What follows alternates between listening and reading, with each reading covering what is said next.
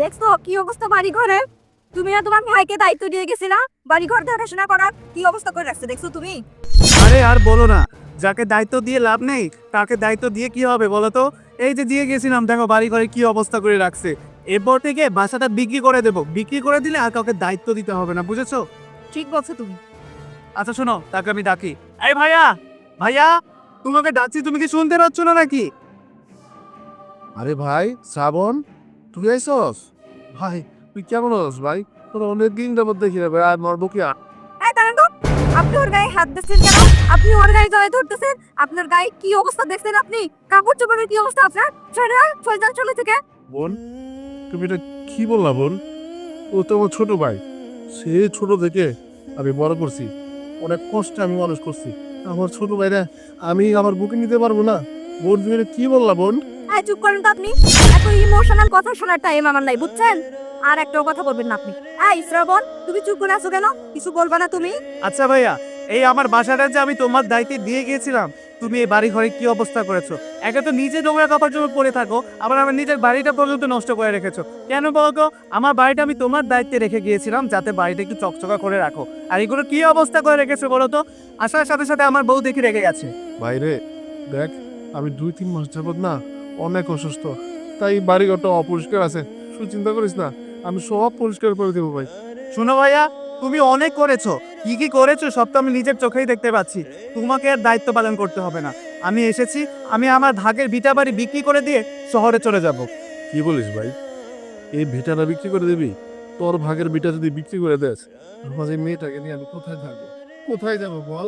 এই শোনেন, আপনি রাস্তায় যাবেন না কোথায় যাবেন সেটা তো আমাদের দেখার বিষয় নাই। এই শ্রাবণ, তুমি আজকেই ব্যবস্থা করো আমাদের এই ভিটা বাড়ি বিক্রি করার।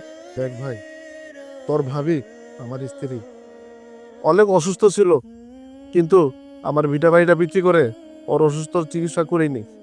কিন্তু তোর লেখাপড়ার জন্য আমার সেই ভিটা বাড়িটা বিক্রি করে তোকে আমি লেখাপড়া করাইছি। আর তুই সে ভিটা বাড়ি বিক্রি করে তুই চলে যাবি, তাহলে আমরা কোথায় থাকবো বল? ভাইয়া, তুমি এসব কি বলছো বলো তো? তুমি আমার জন্য ভিটা বাড়ি বিক্রি করেছো? এটা তো একদম মিথ্যা কথা। তুমি তোমার ভিটা বাড়ি বিক্রি করেছিলে তোমার নিজের প্রয়োজন মেটানোর জন্য, আমার জন্য না।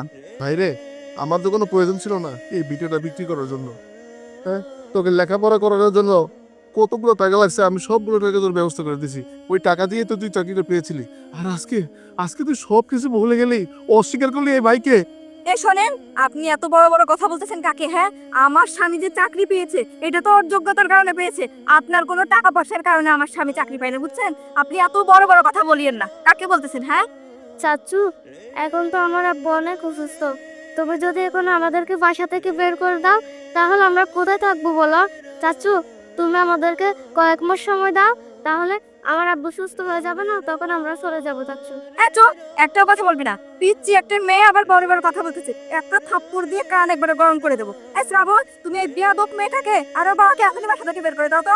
ভাইয়া, তুমি কি ওর কথাগুলো শুনতেছো না নাকি? তোমাকে চলে যেতে বলছে না, তুমি চলে যাও, নাকি তোমার গাড় ধাক্কা দিয়ে বের করে দিতে বাধ্য হবো আমি, বলো তো? বাবা, তুমি না বলেছিলে চাচু অনেক ভালো? তুমি আমার কাছে সুনাম করছিলে চাচু অনেক ভালো, তোকে অনেক আদর করবে। আজকেই তো দেখতে পারলাম চাচু কতটা ভালো। ঠিক আছে ভাই, আমাকে ধাক্কা দিয়ে বের করতে হবে না, আমি চলে যাচ্ছি। আল্লাহর এই দুনিয়াতে কোথাও না কোথাও আমার একটু জায়গা হবে, একটা ব্যবস্থা হবে। ঠিক আছে, ভালো থাক তুই।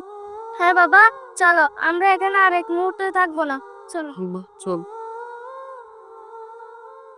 হ্যাঁ যান যান, ফকিন্নি কোথাকার, কোথা থেকে আসতে ফকিন্নি, এতদিন থাকতে দিচ্ছে আমাদের বাসায়। যা হয়েছে ভালো হয়েছে। শোনো, এই ভিটা বাড়ি বিক্রি করে চলো আমরা শহরে চলে যাই। কখন দেখা যাবে আবার ঘুরতে ঘুরতে আবার চলে আসছে এখানে, বুঝতে পেরেছো? আচ্ছা চলো ভিতরে চলো। যা চল সব।